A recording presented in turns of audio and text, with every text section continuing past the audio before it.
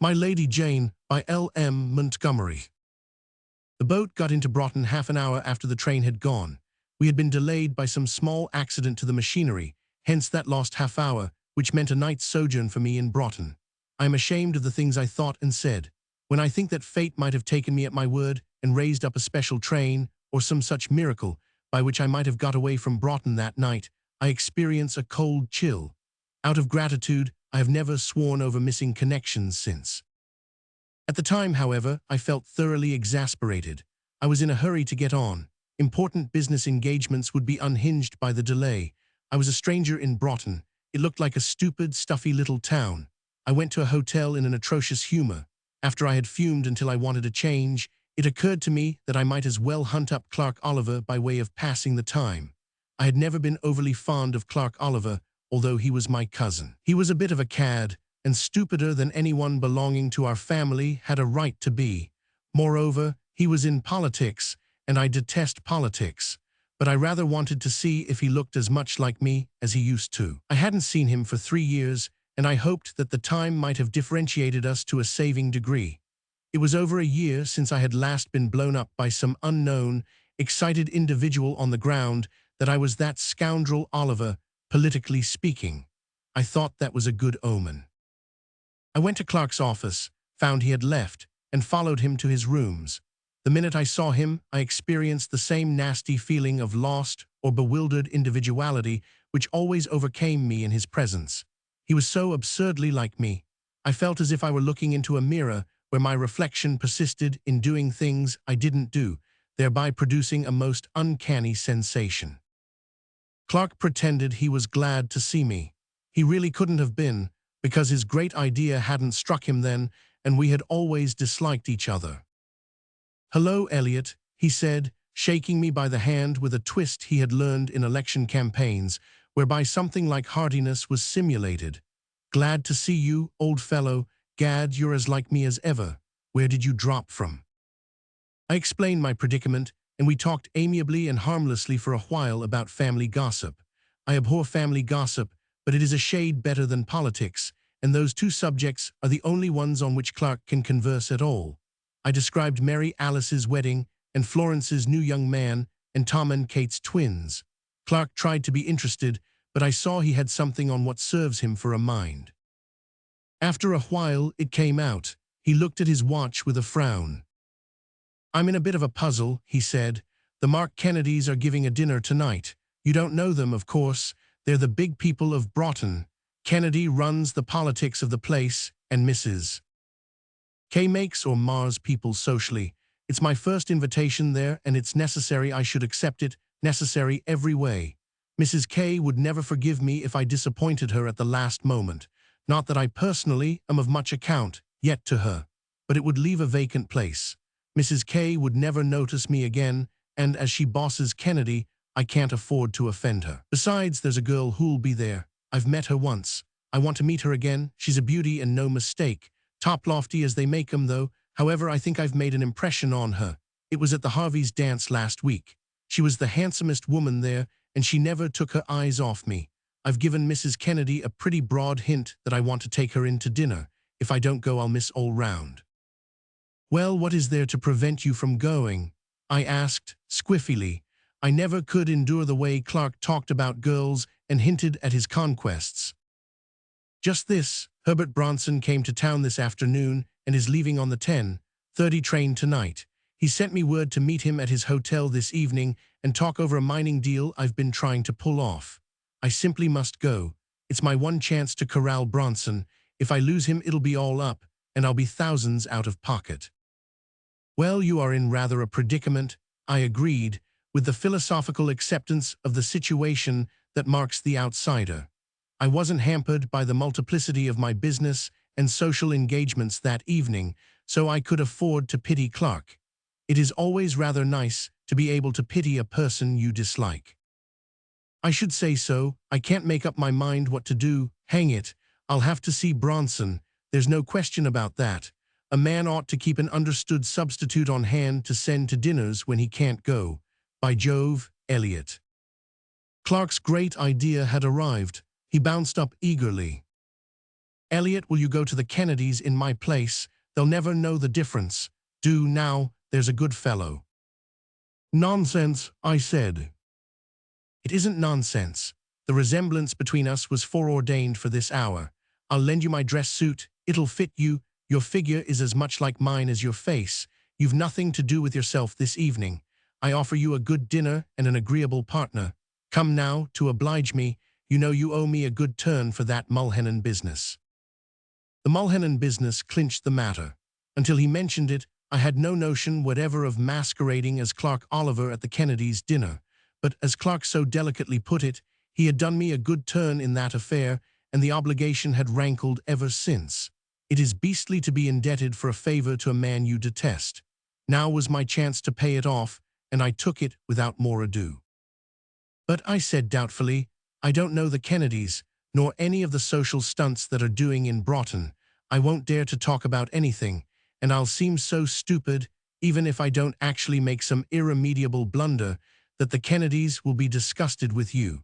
It will probably do your prospects more harm than your absence would. Not at all. Keep your mouth shut when you can and talk generalities when you can't, and you'll pass. If you take that girl in, she's a stranger in Broughton and won't suspect your ignorance of what's going on. Nobody will suspect you. Nobody here knows I have a cousin so like me. Our own mothers haven't always been able to tell us apart. Our very voices are alike. Come now, get into my dinner togs. You haven't much time, and Mrs. K doesn't like late comers. There seemed to be a number of things that Mrs. Kennedy did not like. I thought my chance of pleasing that critical lady extremely small, especially when I had to live up to Clark Oliver's personality. However, I dressed as expeditiously as possible. The novelty of the adventure rather pleased me. I always liked doing unusual things. Anything was better than lounging away the evening at my hotel. It couldn't do any harm. I owed Clark Oliver a good turn, and I would save Mrs. Kennedy the annoyance of a vacant chair. There was no disputing the fact that I looked most disgustingly like Clark when I got into his clothes. I actually felt a grudge against them for their excellent fit. "You'll do," said Clark. "Remember you're a conservative tonight, and don't let your rank liberal views crop out, or you'll queer me for all time with the great and only Mark. He doesn't talk politics at his dinners, though, so you're not likely to have trouble on that score. Mrs. Kennedy has a weakness for beer mugs. Her collection is considered very fine. Scandal whispers that Miss Harvey has a budding interest in settlement work." "Miss who?" I said sharply. "Harvey, Christian name unknown. That's the girl I mentioned. You'll probably take her in. Be nice to her even if you have to make an effort. She's the one I've picked out as your future cousin, you know, so I don't want you to spoil her good opinion of me in any way." The name had given me a jump. Once, in another world, I had known a Jane Harvey, but Clark's Miss Harvey couldn't be Jane. A month before, I had read a newspaper item to the effect that Jane was on the Pacific coast. Moreover, Jane, when I knew her, had certainly no manifest vocation for settlement work. I didn't think 2 years could have worked such a transformation. 2 years? Was it only 2 years? It seemed more like 2 centuries. I went to the Kennedys in a pleasantly excited frame of mind and a cab. I just missed being late by a hairbreadth. The house was a big one, and everybody pertaining to it was big, except the host. Mark Kennedy was a little thin man with a bald head. He didn't look like a political power, but that was all the more reason for his being one in a world where things are not what they seem.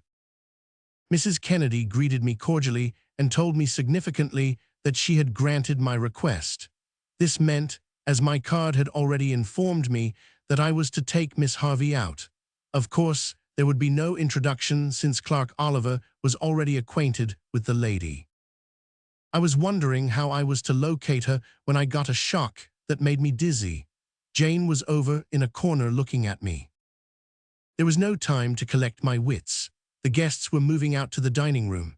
I took my nerve in my hand, crossed the room, bowed, and the next moment was walking through the hall with Jane's hand on my arm. The hall was a good long one. I blessed the architect who had planned it. It gave me time to sort out my ideas. Jane here, Jane going out to dinner with me, believing me to be Clark Oliver. Jane, but it was incredible. The whole thing was a dream, or I had gone crazy. I looked at her sideways when we had got into our places at the table. She was more beautiful than ever, that tall, brown-haired, disdainful Jane.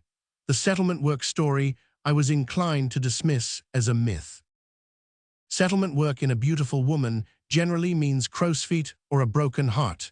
Jane, according to my sight and belief, possessed neither. Once upon a time, I had been engaged to Jane. I had been idiotically in love with her in those days, and still more idiotically believed that she loved me. The trouble was that, although I had been cured of the latter phase of my idiocy, the former had become chronic. I had never been able to get over loving Jane. All through those 2 years, I had hugged the fond hope that sometime I might stumble across her in a mild mood and make matters up. There was no such thing as seeking her out or writing to her, since she had icily forbidden me to do so, and Jane had a most detestable habit in a woman of meaning what she said. But the deity I had invoked was the god of chance, and this was how he had answered my prayers. I was eating my dinner beside Jane, who supposed me to be Clark Oliver. What should I do? Confess the truth and plead my cause while she had to sit beside me? That would never do. Someone might overhear us, and in any case, it would be no passport to Jane's favor that I was a guest in the house under false pretenses. She would be certain to disapprove strongly. It was a maddening situation. Jane, who was calmly eating soup, she was the only woman I had ever seen who could eat soup and look like a goddess at the same time, glanced around and caught me studying her profile. I thought she blushed slightly, and I raged inwardly to think that blush was meant for Clark Oliver who had told me he thought Jane was smitten on him. Jane, on him. "Do you know, Mr. Oliver," said Jane slowly, "that you are startlingly like a person I used to know. When I first saw you the other night, I took you for him." "A person you used to know? Oh, Jane, that was the most unkindest cut of all." "My cousin, Elliot Cameron, I suppose," I answered as indifferently as I could. "We resemble each other very closely. You were acquainted with Cameron, Miss Harvey?" "Slightly," said Jane. "A fine fellow," I said unblushingly. "Ah," said Jane. "My favorite relative," I went on brazenly. "He's a thoroughly good sort, rather dull now to what he used to be, though. He had an unfortunate love affair 2 years ago and has never got over it." "Indeed," said Jane coldly, crumbling a bit of bread between her fingers. Her face was expressionless and her voice ditto, but I had heard her criticize nervous people who did things like that at table. "I fear poor Elliot's life has been completely spoiled," I said with a sigh. "It's a shame." "Did he confide the affair to you?" asked Jane, a little scornfully. "Well, after a fashion. He said enough for me to guess the rest. He never told me the lady's name. She was very beautiful, I understand, and very heartless. Oh, she used him very badly." "Did he tell you that too?" asked Jane. "Not he. He won't listen to a word against her. But a chap can draw his own conclusions, you know." "What went wrong between them?" asked Jane. She smiled at a lady across the table, as if she were merely asking questions to make conversation, but she went on crumbling bread. "Simply a very stiff quarrel, I believe. Elliot never went into details. The lady was flirting with somebody else, I fancy." "People have such different ideas about flirting," said Jane languidly. "What one would call mere simple friendliness another construes into flirting. Possibly your friend, or is it your cousin, is one of those men who become insanely jealous over every trifle and attempt to exert authority before they have any to exert. A woman of spirit would hardly fail to resent that." "Of course Elliot was jealous," I admitted. "But then, you know, Miss Harvey, that jealousy is said to be the measure of a man's love. If he went beyond his rights, I am sure he is bitterly sorry for it." "Does he really care about her still?" asked Jane, eating most industriously, although somehow the contents of her plate did not grow noticeably less. As for me, I didn't pretend to eat. I simply pecked. "He loves her with all his heart," I answered fervently. "There never has been and never will be any other woman for Elliot Cameron." "Why doesn't he go and tell her so?" inquired Jane, as if she felt rather bored over the whole subject. "He doesn't dare to. She forbade him ever to cross her path again." Told him she hated him and always would hate him as long as she lived. She must have been an unpleasantly emphatic young woman, commented Jane. I'd like to hear anyone say so to Elliot, I responded. He considers her perfection. I'm sorry for Elliot, his life is wrecked. Do you know, said Jane slowly, as if poking about in the recesses of her memory for something half forgot. I believe I know the girl in question. Really, I said. Yes, she is a friend of mine. She never told me his name, but putting two and two together, I believe it must have been your cousin. But she thinks she was the one to blame. Does she? It was my turn to ask questions now, but my heart thumped so that I could hardly speak. Yes, she says she was too hasty and unreasonable. She didn't mean to flirt at all, and she never cared for anyone but him, but his jealousy irritated her. I suppose she said things to him she didn't really mean. She never supposed he was going to take her at her word. Do you think she cares for him still? Considering what was at stake, I think I asked the question very well. I think she must, said Jane languidly. She has never looked at any other man. She devotes most of her time to charitable work, but I feel sure she isn't really happy. So the settlement story was true. Oh, Jane. What would you advise my cousin to do? I asked. Do you think he should go boldly to her? Would she listen to him, forgive him? She might, said Jane. Have I your permission to tell Elliot Cameron this? I demanded. Jane selected and ate an olive with maddening deliberation. I suppose you may, if you are really convinced that he wants to hear it, she said at last, as if barely recollecting that I had asked the question 2 minutes previously. I'll tell him as soon as I go home, I said. I had the satisfaction of startling Jane at last. She turned her head and looked at me. I got a good, square, satisfying gaze into her big, blackish blue eyes. Yes, I said, compelling myself to look away. He came in on the boat this afternoon too late for his train, has to stay over till tomorrow night. I left him in my rooms when I came away.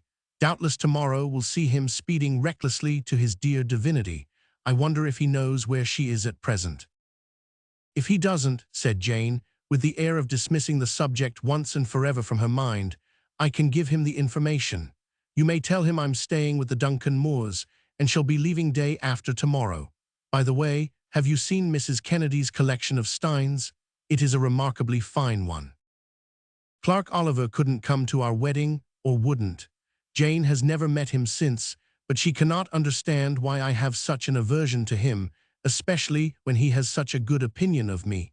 She says she thought him charming, and one of the most interesting conversationalists she ever went out to dinner with.